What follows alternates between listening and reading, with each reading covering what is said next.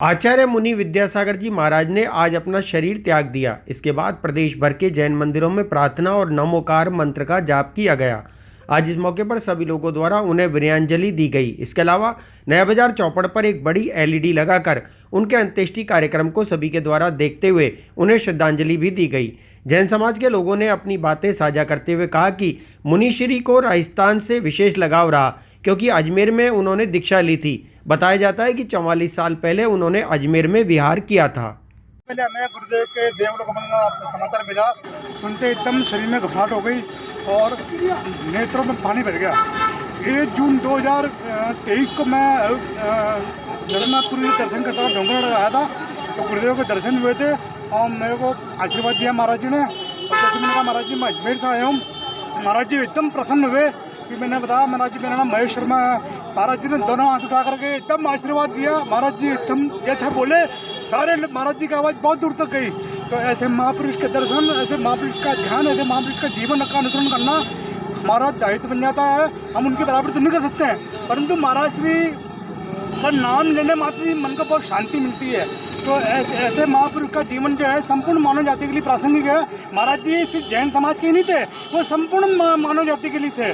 जो महाराज जी को जिन्होंने दर्शन किए, जो महाराज जी के सानिध्य में आया, वो अपने आप में परम भाग्यशाली है। तो ऐसे महापुरुष के देवलोकमन पर महाराज जी को शत नमन श्रद्धांजलि। इस सदी के दिगंबर महान संत श्रोमणी आचार्य गुरु विद्यासागर जी महाराज, जिन्होंने अपना संपूर्ण जीवन प्राणी मात्र के कल्याण मार्ग के लिए प्रशस्त किया, आज डोंगरगढ़ छत्तीसगढ़ में चंदगिरी तीर्थ क्षेत्र पर प्रातःकाल 2:30 बजे उनका देहावसान हो गया। पंचतत्व में विलीन कर रहे हैं उन्हें सभी लोग मिलकर के, और उन्होंने उत्कृष्टता के साथ संलेखना मरण करके समाधिपूर्वक मरण किया है।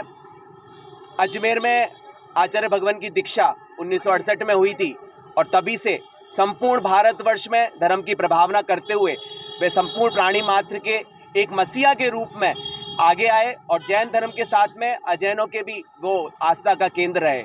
संत श्रोमणी आचार्य गुरुवर विद्यासागर जी महाराज ने करीबन 200 से 250 बाल ब्रह्मचारी यतियों को दीक्षा प्रदान की, आरिका प्रदान दीक्षा प्रदान की।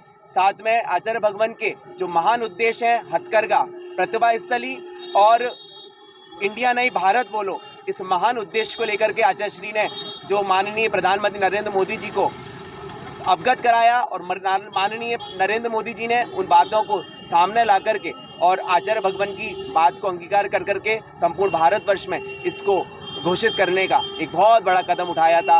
आज संपूर्ण भारतवर्ष की जैन समाज अपनी अश्रुपूर्ण श्रद्धांजलि गुरुदेव के चरणों में रखती है। एक युग का अंत हो चुका है।